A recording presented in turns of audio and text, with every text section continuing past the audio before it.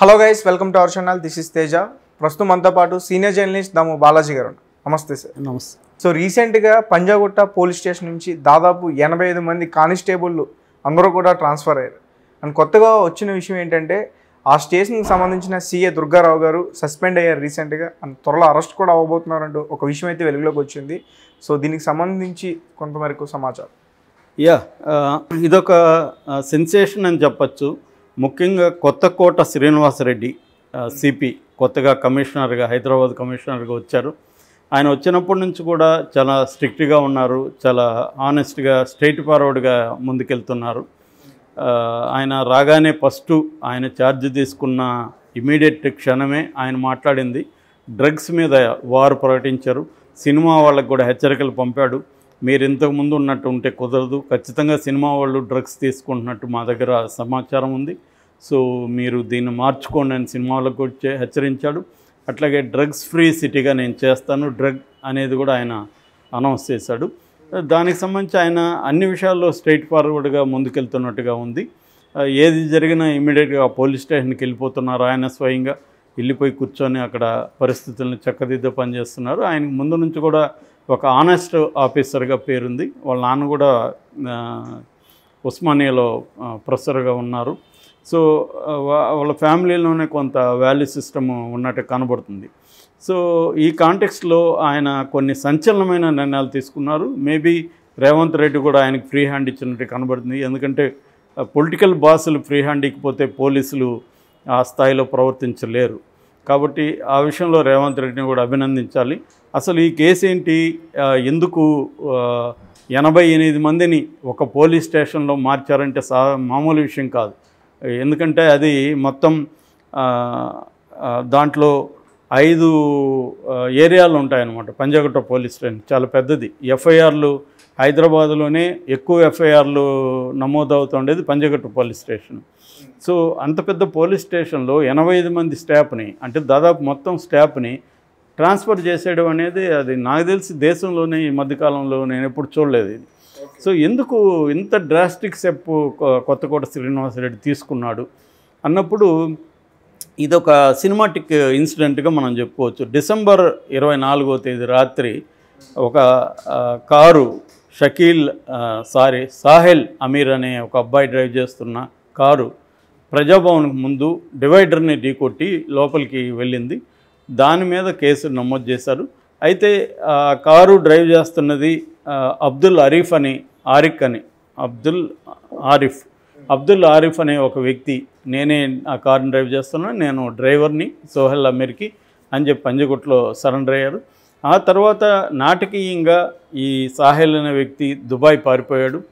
ఈ సాహెల్ ఎవరు అని చూసినప్పుడు బోధన్ మాజీ ఎమ్మెల్యే షకీల్, బీఆర్ఎస్ ఎమ్మెల్యే, ఆ షకీల్ కొడుకు అనమాట ఇతను. సో ఇతన్ని నిజానికి అది పెద్ద యాక్సిడెంట్ ఏం కాదు, దాంట్లో ఎవరు చనిపోలేదు, ఏం జరగలేదు. కానీ మామూలుగా పోలీసులు ఏం చేస్తుంటారంటే ఒక పెద్ద సెలబ్రిటీ కారు యాక్సిడెంట్ కేసుల్లో మనం సినిమాల్లో కూడా చాలా చూస్తుంటాం ఇలాంటి. ఎవరైతే నిజంగా యాక్సిడెంట్ చేశారో వాళ్ళని తప్పించడం కోసం, అంటే వాళ్ళని ఇప్పుడు అరెస్ట్ చేయాలి, కోర్టుకు పెట్టాలి, జైలుకి వెళ్ళాలి, ఈ ప్రాసెస్ అంతా ఫేస్ చేయడానికి వాళ్ళకి ఇంట్రెస్ట్ ఉండదు. ఎందుకు మనం ఇంత బాధలు పడాలి అనుకొని ఎవరినో ఒకటి డబ్బులు ఇచ్చి నువ్వే ఒప్పుకోరా అని చెప్తారు. సో అలాగే డ్రైవర్కి డబ్బులు ఇచ్చి వాడిని ఒప్పుకోమన్నారు. ఆ అబ్బాయి కూడా ఓకే డబ్బులు వస్తుంది కాబట్టి కొద్ది రోజులు జైల్లో ఉండొచ్చు, వస్తే మంది పోయేదేం లేదని అతను ఒప్పుకున్నాడు. అయితే దీని మీద డౌట్లు వచ్చి, దీని మీద కంప్లైంట్ వచ్చి పోలీస్ పై అధికారులు దీని మీద విచారణ మొదలుపెట్టినప్పుడు సంచలనమైన విషయాలు తెలిసాయి. ఇదేంటంటే దీని సిఐఏ కుమ్మక్కయ్యాడు వాళ్ళతో. సాహిల్ని దుబాయ్ పంపించడానికి సిఐ సహాయం చేశాడు. నిజామాబాద్కు చెందిన ఇంకొక సిఐ కూడా దీంట్లో పార్టిసిపేట్ చేశాడు. సో ఈ పంజాగుట్ట పోలీస్ స్టేషన్లో కూడా అనేక మంది దీంట్లో భాగం ఉంది. వీళ్ళందరూ కూడా డబ్బులు తీసుకున్నారు, అందరూ పంచుకున్నారు, డబ్బులు పెద్ద ఎత్తున డబ్బులు వచ్చాయి. సో ఎందుకంటే ఈ షకీల్ అనే అతను మాజీ ఎమ్మెల్యే బాగా రిచ్. సో తన కొడుకు ఇద్దరు కూడా దుబాయ్ పారిపోయారు. సో దీనికి సంబంధించి వీళ్ళే డైరెక్ట్గా హెల్ప్ చేశారు. మొత్తం ఫేక్ ఫోర్జరీ డాక్యుమెంట్లు క్రియేట్ చేశారు. సో ఈ ఆరిఫే చేసినట్టుగా నమ్మించడానికి ట్రై చేశారు. సీసీటీవీ ఫుటేజ్ని దాచిపెట్టారు, మ్యానిపులేట్ చేశారు. సో ఇవన్నీ బయటకు వచ్చేసాయి. బయటకు వచ్చినప్పుడు ఇతన్ని సస్పెండ్ చేశారు, సీఐని దుర్గారావుని. అరెస్ట్ చేస్తారనే భయంతో ఇతను ఒక వారం నుంచి ఎస్కేప్ అయిపోయాడు. సో ఇప్పుడు నిన్న గుంతకల్లులో దొరికినట్టుగా చెప్తున్నారు. గుంతకల్లో దొరికితే హైదరాబాద్ పోలీసులు అక్కడి నుంచి పట్టుకొని వచ్చారు. అతను ఆల్రెడీ యాంటిసిపేటర్ బెయిల్కి ట్రై చేసుకుంటున్నాడు. యాంటిసిపేటర్ బెయిల్ వచ్చినాకనే బయటకు వద్దామని ఎక్కడో అజ్ఞాతంలో ఉన్నాడు. కానీ పోలీసులు అతన్ని ట్రేస్ చేసి పట్టుకోగలిగారు, తీసుకొచ్చారు. ఇప్పుడు ఈరోజు కోర్టులో పెట్టే అవకాశం ఉంది. సో ఇది సంచలనం. ఒక సిఐని సస్పెండ్ చేయడం ఇట్లాంటివి నిజానికి మామూలుగా అనేకంగా జరుగుతుంటాయి. ఇదేమీ కొత్త కాదు. సిఐ దుర్గారావు కొత్తగా ఆయన ఒకడే ఇలా చేసిందే అని కదా. మామూలుగా అన్ని స్టేషన్లలో ఇప్పుడు సెలబ్రిటీలు కావచ్చు, లేకపోతే పెద్దవాళ్ళు కావచ్చు, యాక్సిడెంట్లు చేసినా ఏదన్నా తప్పులు చేసినా పోలీసులు కాపాడడం అనేది మామూలే. డబ్బులు తీసుకొని కాపాడుతుంటారు పోలీసులు. కానీ ఈయన కొత్తకోట శ్రీనివాసరెడ్డి ఉన్నాడు కాబట్టి ఇది జరిగిందిగా మనం చెప్పుకోవచ్చు. లేకపోతే ఇది జరిగేది కాదు. మామూలుగా అయితే పై స్థాయి అధికారులు కూడా దీన్ని చూసి చూడనట్టు వెళ్ళిపోతుంటారు. ఎందుకంటే చాలాసార్లు రాజకీయ ఒత్తిళ్ళు వస్తుంటాయి, డబ్బులు వస్తాయి. వీళ్ళు ఏంటంటే మొన్నటి వరకు బీఆర్ఎస్ ప్రభుత్వం ఉంది కాబట్టి ఆ బీఆర్ఎస్ ప్రభుత్వంలో అనేక మంది తో ఈ పోలీస్ ఆఫీసర్లు క్లోజ్గా మింగిల్ అయి ఉంటారు. వీళ్ళ వాటాలు వీళ్ళకి వచ్చేస్తూ ఉంటాయి.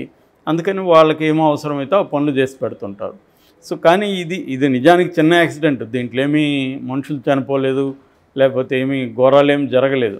కాకపోతే డ్రంక్ అండ్ డ్రైవ్తో అబ్బాయి యాక్సిడెంట్ చేశాడు. ఖచ్చితంగా దాని కానీ సీరియస్ అయితే ఆ అబ్బాయి జైలుకి వెళ్ళే అవకాశం ఉంటుంది. కనీసం రిమాండ్ ప్రిజనర్గా. మళ్ళీ కేసు నిలబడుతుందా లేదా అనేది తర్వాత సంగతి. కానీ వాళ్ళు ఏం చేశారంటే ఆ అసౌకర్యం కూడా ఎందుకు గురి కావాలి మనం అని చెప్పేసి అది కూడా జరగకూడదని చెప్పి వాడు కొన్ని కోట్లు ఖర్చు పెట్టినట్టుగా అర్థమవుతుంది ఈ విషయంలో. ఎందుకంటే దుబాయ్ పారిపోవడం, పోలీసులకి అందరికీ డబ్బులు ఇవ్వాలి కదా.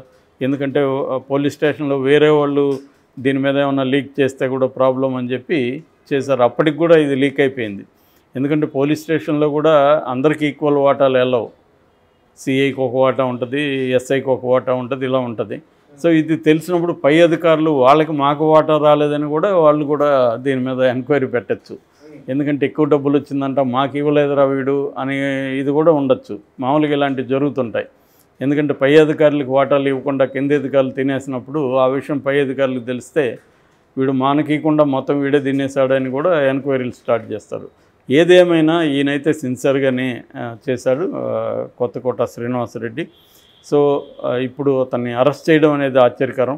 ఇట్లాగే ప్రజల విషయాల్లో కూడా ప్రజలకు సంబంధించి కూడా పోలీసు ఎట్లా వ్యవహరిస్తుంది, వాళ్ళు ఎట్లా డీల్ చేస్తున్నారు, ఈ విషయాల మీద కూడా శ్రీనివాసరెడ్డి కానీ ఫోకస్ పెడితే మంచిది. ఎందుకంటే ఆ మధ్య కూడా మనం లంబాడి ఆమె లక్ష్మీని ఆమెని ఎట్లా కొట్టారో చూసాము. ఎల్బీ నగర్ అనుకుంటా పోలీస్ స్టేషన్లో మొత్తం ఆమె బాడీ అంతా నల్లగా కదుములు అయిపోయింది. అట్లా కొట్టారు. ఆమె చేసిన తప్పేం లేదు. కూతురు మ్యారేజ్కి సంబంధించి వాళ్ళ బ్రదర్ దగ్గర డబ్బులు తీసుకొని లేట్ అయ్యి అక్కడికి వచ్చింది. వాళ్ళు భోంచేసి వెళ్ళమంటే భోంచేసి వచ్చేసరికి లేట్ అయింది.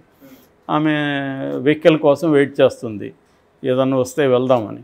దాంతో ఆమెను అనుమానాస్పదం అంటే సరే ఓకే అనుమానాస్పదం తీసుకెళ్ళారు, విచారించి బయటికి పంపించాలి.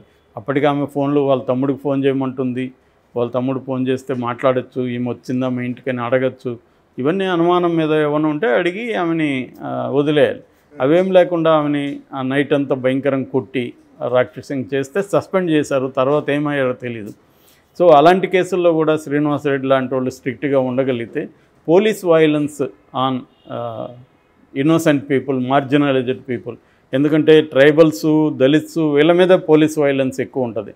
డబ్బున్నోళ్ళు ఇలా ఉంటుంది. డబ్బున్నోడు ఏంటంటే కొనుక్కుంటాడు, వాళ్ళని కొనుక్కోలేని వాళ్ళే వైలెన్స్కి గురవుతుంటారు. సో కాబట్టి అలాంటి ఒక మార్జినలైజ్డ్ పీపుల్, దళిత్స్, బీసీలు, గిరిజనులు వీళ్ళకి సంబంధించి వీళ్ళ మీద వైలెన్స్ని కనీసం ఈయన పరిధిలో శ్రీనివాసరెడ్డి చేయగలిగితే కూడా చాలా మంచిదని చెప్పచ్చు. ఎందుకంటే హ్యూమన్ రైట్ వైలేషన్స్ పోలీసులు తెలంగాణలో కూడా బలంగానే చేస్తున్నారు. దాన్ని రేవంత్ రెడ్డి కూడా కట్ చేయాల్సిన అవసరం ఉంది. దాన్ని హరగోపాల్ లాంటి వాళ్ళు, కోదండరామరెడ్డి లాంటి వాళ్ళు కూడా రేవంత్ రెడ్డిని ఇంతకుముందు కూడా అడిగారు, మీ ప్రభుత్వం వస్తే కనీసం పీపుల్ ఫ్రెండ్లీగా ఉంచండి, రాజ్యహింసని ప్రయోగించకండి అనేది కూడా హరగోపాల్ లాంటి వాళ్ళు మాట్లాడారు. రేవంత్ రెడ్డి ఆ వైపుగా ట్రై చేస్తూ ఉన్నాడు. ఖచ్చితంగా అభినందించాలి. దీన్ని ఇంకొంత ముందుకు తీసుకెళ్లాలని మనం కోరుకుందాం.